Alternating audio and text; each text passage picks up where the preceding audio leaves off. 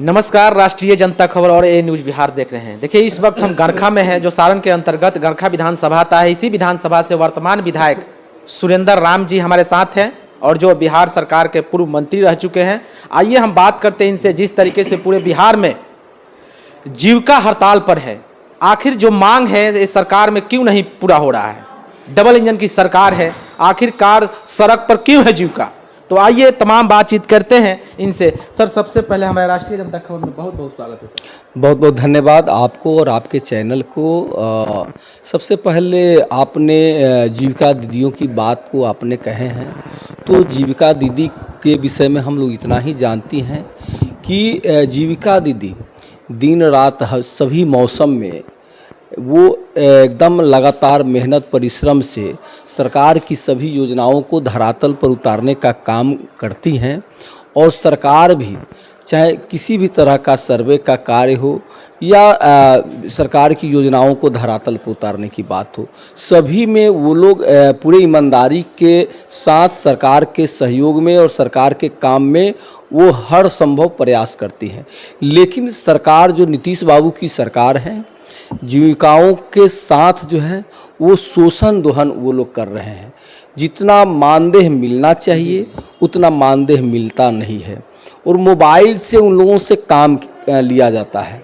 तो मोबाइल से काम लिया जाता है तो सरकार उनको मोबाइल उपलब्ध कराती और मोबाइल में जो पैसे वाउचर जो लगते हैं वो पैसे वाउचर का भी उन लोगों को व्यवस्था कराता।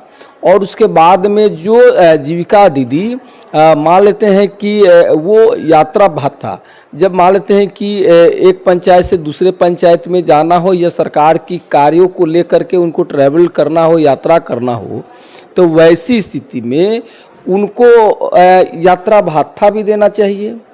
और दूसरा का चीज़ ये है कि बहुत सारे जीविका दीदी का जो है बैंक से लोन लेकर के कार्य कराई और कार्य में कोई घाटा हो गया या फिर उनको किसी कारण से बैंक का ऋण देने नहीं पाई, तो जीविका दीदियों को जब हम ये बोल रहे हैं कि केंद्र और राज्य की सरकार अलग अलग तरह से ऋण माफ़ी की योजनाएं चलाती है। आप देखे होंगे कि केंद्र की सरकार जब कंपनियों को लगभग 4.25 लाख करोड़ की जब माफ़ी लोग दे सकते हैं, उन्हें सहयोग राशि के रूप में मदद कर सकते हैं, तो क्या जीविका दीदी का ये छोटा सा ऋण बिहार की सरकार माफ़ नहीं कर सकती है?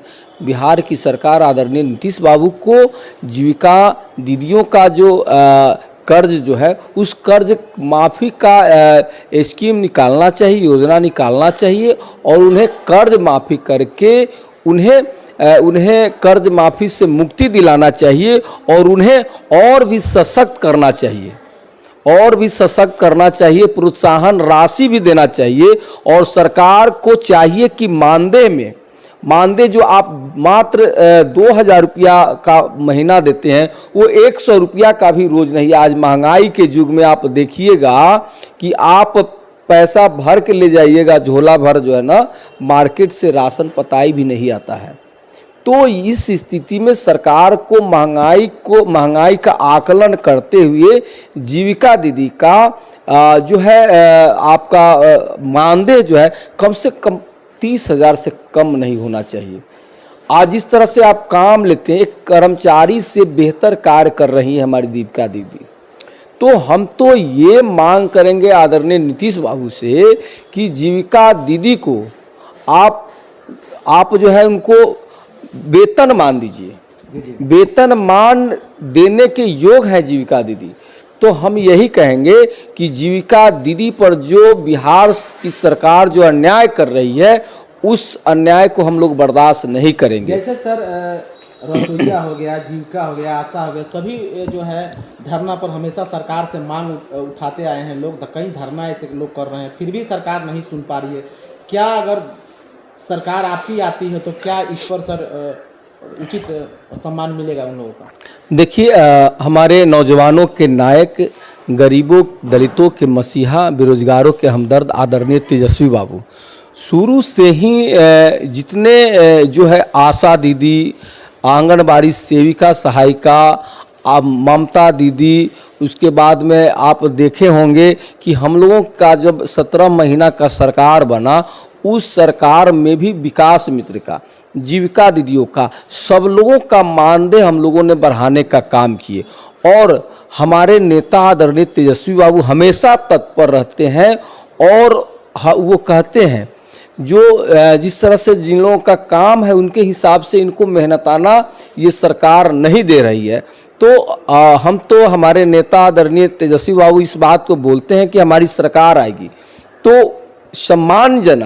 सम्मानजनक इन लोगों को मानदेय दिया जाएगा और इन लोगों को सम्मानजनक जो है ना, इन लोगों के साथ जो जैसे कि आपका यात्रा भत्ता हो गया और अन्य भत्ता जो एकदम अति उपयोगी है देना, वो सारे चीज़ों को हमारी सरकार आदरणीय हमारे नेता तेजस्वी बाबू बनते हैं, मुख्यमंत्री हमारी सरकार बनती है आगे, तो ये सारे इन मुद्दों पर हमारे नेता का सोच है और हमारे नेता आदरणीय तेजस्वी बाबू जरूर एकदम इंसाफ के साथ इन लोगों का जो भी होगा एकदम सेवा प्रदान सरकार दावा कर दी कि हम वृद्धा पेंशन दे रहे हैं, सहायता कर रहे हैं, लेकिन अगर 400 से क्या होगा? 400 तो खनी चूना में लोग जो है खत्म कर देते हैं, तो कैसे इसका न्याय मिलेगा?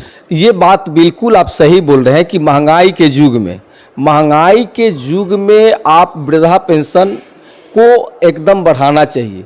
वृद्धा पेंशन का राशि जो है कम से कम 100 रुपया से भी कम हो तो वो वृद्धजनों के लिए, विकलांगजनों के लिए, विधवा जो हमारी बहनें हैं उनके लिए नाइंसाफ़ी है। तो सरकार से हम लोग मांग ये करते हैं कि कम से कम 3000 का महीना वृद्धा पेंशन, विकलांग पेंशन या विधवा पेंशन के जो भी लाभार्थी हैं उनको देना चाहिए। और हम तो यही हमारे नेता आदरणीय तेजस्वी बाबू विशेष रूप से जो भी विधवा, विकलांग और वृद्धजन का पेंशन है उस पर हम लोग हमारी सरकार यदि बनती है तो सम्मानजनक जो स्थिति में इन लोगों का पेंशन की राशि भी बढ़ाया जाएगा। जी बहुत बहुत धन्यवाद सर बात करने के लिए। चलिए, बहुत बहुत धन्यवाद आपका और आपके चैनल को भी।